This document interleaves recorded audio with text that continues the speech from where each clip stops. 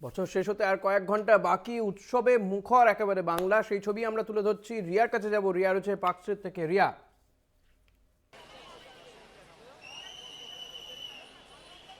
একদমই ঋষি, তোমাকে যেমনটা বলছিলাম যে আর মাত্র কয়েক ঘন্টা বাকি এবং ইতিমধ্যেই কিন্তু যেটা দেখা যাচ্ছে যে পার্ক স্ট্রিটে প্রচুর মানুষ, একদম 8 থেকে 80 প্রচুর মানুষের সমাগম ইতিমধ্যেই।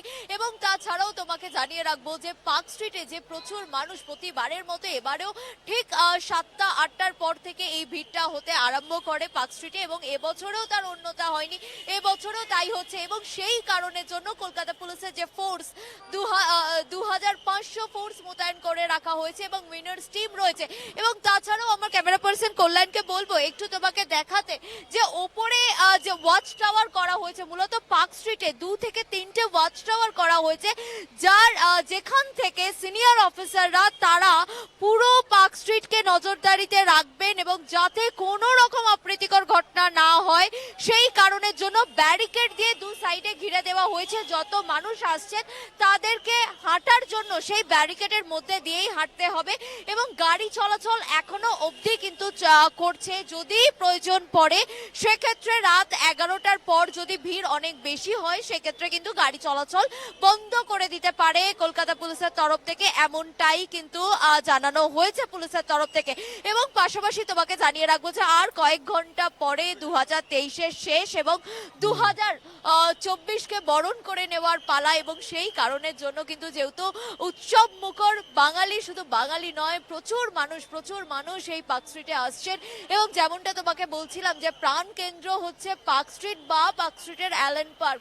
যদিও অ্যালেন পার্ক বন্ধ রয়েছে, কিন্তু এই পার্ক স্ট্রিটের যে লাইটিং, সেই লাইটিং দেখার জন্য প্রচুর মানুষ, যাদের সাথে আমি এর আগেও কথা বলছিলাম, শুধু যে কলকাতা থেকে এসেছে এমনটা কিন্তু নয়, সুদূর উড়িষ্যা থেকে তারা এসেছেন শুধুমাত্র পার্ক স্ট্রিটের এই লাইট দেখবে বলে। এই যে একটা ইমেজ বা একটা যে বিষয় থাকে পার্ক স্ট্রিট, এবং অন্যদিকে হচ্ছে রিলস বানানো, ইনস্টা ওয়ার্দি ছবি, সেই কারণে বুঝতে পারছি রিয়া, তোমার এক্সাইটমেন্টও বুঝতে পারছি। নিঃসন্দেহে এই বছরকে আমরা বিদায় জানাবো আর কয়েক মুহূর্ত। আমি একটু সুদীপ্তর কাছে যাব। সুদীপ্ত রয়েছে ক্যাথিড্রাল চার্চের সামনে থেকে। সুদীপ্ত, তোমার ওখানে তুমি কিছুক্ষণ আগেই কথা বলছিলে একজন ব্যক্তির সঙ্গে, এবং তিনি যেমনটা জানাচ্ছিলেন যে সত্যি তো তিনি একটা সময়ে পেরিয়ে এসেছেন, ফলত তার এই চাওয়া পাওয়ার জায়গাটা অনেকটা কমে এসেছে, তিনি অ্যাডজাস্টমেন্টের দিকে যাচ্ছেন। কিন্তু এই প্রজন্মের ছেলেমেয়েরা তারা কি বলছে? কারণ অনেকেই বলেন যে এই প্রজন্মের ছেলেমেয়েরা অ্যাডজাস্টমেন্ট করতে পারে না। একদমই তাই। তোমার সেইটাই জানতে চেষ্টা করব যে এই প্রজন্মের ছেলেমেয়েরা তারা কি চাইছে। এবং আজ এই যখন একটা বছর শেষ হয়ে যাচ্ছে এবং এই রাত্রেবেলা যখন তারা ঘুরতে বেরিয়েছে এবং তাদের এই প্ল্যানটাই হচ্ছে যে আজকে সারা রাত ব্যাপী এই বছরটুকু যেটুকু সময় থাকছে সেটুকু সময়কে নিয়ে তারা শুধুমাত্র হেঁটে যাবে এবং এই সময়টাকে তারা উদযাপন করবে। তখনই তাদের সাথে একবার কথা বলার চেষ্টা করি। আজকে কি কি প্ল্যান রয়েছে? আমি অ্যাকচুয়ালি ব্যস্ত আছি। দেখো, অনেক ক্ষেত্রে কি হয় যে ক্যামেরা তারা ফেস করতে পারে না। ঠিক আছে, আমি কথা বলার চেষ্টা করবো আবারও।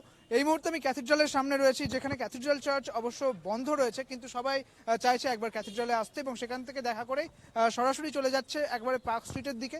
এবং এই মুহূর্তে ক্যাথিড্রালে যে ভিড়টা তুমি দেখছো সেখানে একটু কম ভিড়, কিন্তু মানুষ এখানে ঢুমাচ্ছে, কারণ তোমাকে যেমনটা বললাম যে ক্যাথিড্রাল চার্চ এখন বন্ধ রয়েছে। পাশাপাশি যে জিনিসটা তোমায় জানাবো যে এই মুহূর্তে এই জায়গাতেও কিন্তু ভিড় রয়েছে, কারণ এখান থেকে সোজা তারা বেরিয়ে যাচ্ছে পার্ক স্ট্রিটের দিকে।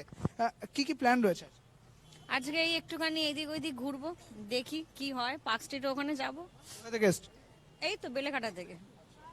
নতুন বছর আর কিছুটা সময় পরেই পড়বে, কি কি চাইবে?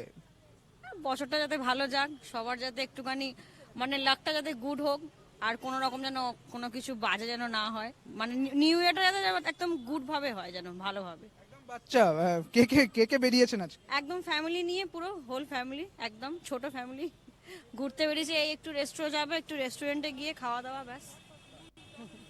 বুঝতে পারছো যে এই খাওয়া দাওয়া, এই হই হুল্লোড় আর একটু একটু করে ঘুরে বেড়ানো এবং গোটা নিয়ে থাকতে চাইছেন সুদীপ্ত। নিঃসন্দেহে আসবো আবারও মনার কাছে যাবো। একটু মনা বীরবংশী শান্তিনিকেতনে রয়েছে। মনা, শান্তিনিকেতনে তুমি রয়েছো এবং যে ছবি তুমি তুলে ধরছো সেখানে বাউল গান, নাচ গান সবই চলছে। আরেকবার দেখতে চাইবো এবং অবশ্যই কলকাতা টিভির দর্শকদের জন্য আরেকবার দেখাতে বলবো। অবশ্যই অবশ্যই ঋষিকেশ, তুমি জানো যে কলকাতার পার্ক স্ট্রিট যেভাবে জমে উঠেছে ঠিক সেভাবেই কলকাতার পার্ক স্ট্রিট থেকে মাত্র 180 থেকে 200 কিলোমিটার দূরে শান্তিনিকেতনে কিন্তু বাউল গানে দর্শককে বিদায় জানাচ্ছে, আমার নতুন বছরকে তারা স্বাগত জানাচ্ছে। সেই ছবিতেই তোমাকে সরাসরি নিয়ে যাবো।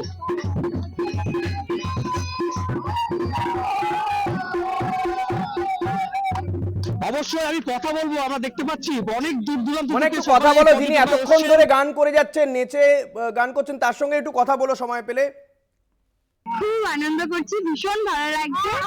আর মানে এখানে এসে যে এত সুন্দর মানে আনন্দ করবো ভাবতে পারিনি, বাট এক্সপেকটেশনের থেকে অনেক আনন্দ করছি। ভালো একেবারে ঋষিকেশ, যিনি গান গাইছেন বাউল শিল্পী, একদম বাউল শিল্পী অক্লান্তভাবে গেয়ে সঙ্গে চলেছেন। রয়েছেন বছরের শেষ দিনে।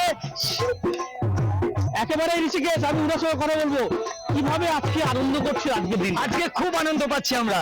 আজকে আর কয়েক ঘন্টার পর বা কয়েক মিনিট পরেই নতুন বছর শুরু হচ্ছে, তার জন্য আমাদের খুব আনন্দ একটা যে আজকের দিনটা খুব ভালো রকম কাটছে আমাদের।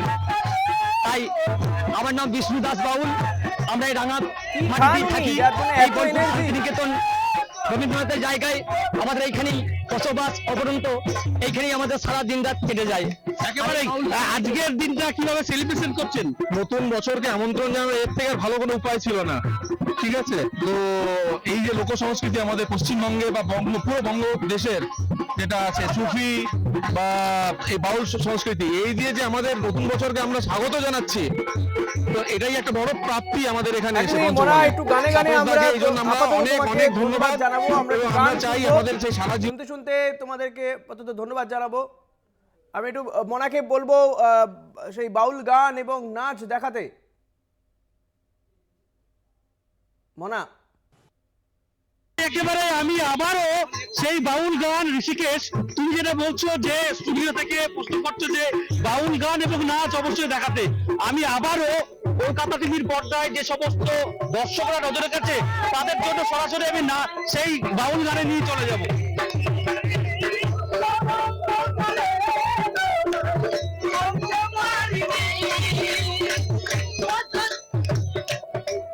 একদমই এই গান শুনতে শুনতে আপাতত অনেক ধন্যবাদ মোনা, তোমাকে ধন্যবাদ সুদীপ্ত, ধন্যবাদ শাশ্বতী এবং ধন্যবাদ রিয়া, তোমাদেরকে আপাতত অনেক ধন্যবাদ। নিঃসন্দেহে আমরা পরবর্তীতে আবারও তোমাদের সঙ্গে কথা হবে, বর্ষবরণ করব আমরা।